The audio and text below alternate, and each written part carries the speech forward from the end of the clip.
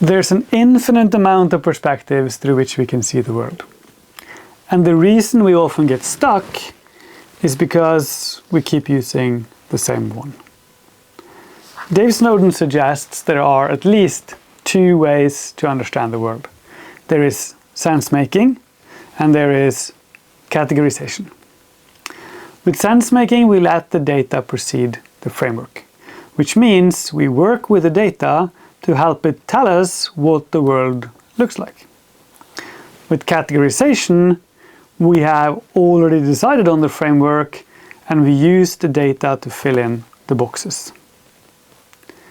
With categorization, you'll show up every time with the same questions and the same answers as everyone else.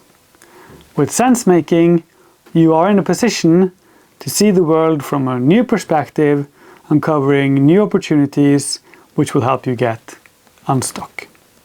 Let me share an example. So I used to work in a pharmaceutical company that is a part of a bigger healthcare system. A commonly used model to have a perspective on the world is a patient pathway. This is similar to a user journey where you're following the patient from symptom to diagnosis to treatment and discharge. Now, the challenge is that when we were looking at external research into patient pathways, we couldn't find any reference to a pharmaceutical product or a pharmaceutical industry. Now, that doesn't mean that these two components are not important. It just means from the perspective of the patient pathway, they're not significant enough to show up. So what do? Well, our approach was to change the perspective.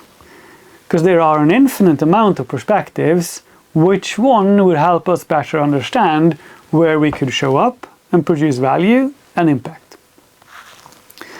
Now, in one of these examples, what we did is that we revisited the research and started looking for what the data was trying to tell us. And one of the things it wanted to talk to us about or show us was situations. It turns out that the people involved in this healthcare system, they show up in very specific situations all the time. And these situations have different interactions, different actors involved, different technologies, different routines, and different measures of outcome, etc. Now, looking through this lens of situations, it was much clearer how the pharmaceutical industry could show up and produce value.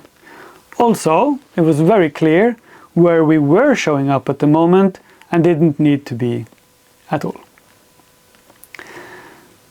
The second example is we're looking at this patient and we're trying to figure out what's important to them. Because what we've found out is that as we are using a patient pathway, which is a chronological linear pathway, we couldn't find that the patient cared about either chronology or linearity.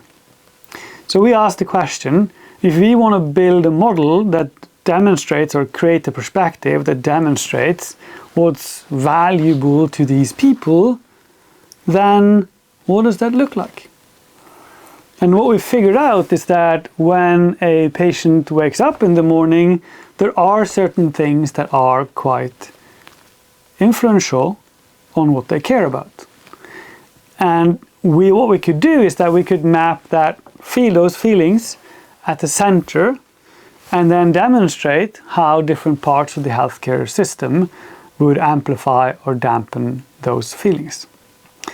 This is a completely new perspective that helped us to understand a completely different set of leverages that our competitors weren't even aware of.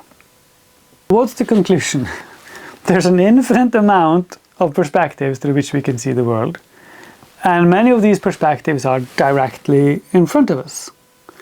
But we won't see them if we start with the frameworks. We need to start with the observation and the sense-making. We need to work with the data to help it tell us what the world looks like. If we need to get unstuck, it is usually because we're stuck in an old perspective It's not because we have a lack of creativity or ideas. Thank you.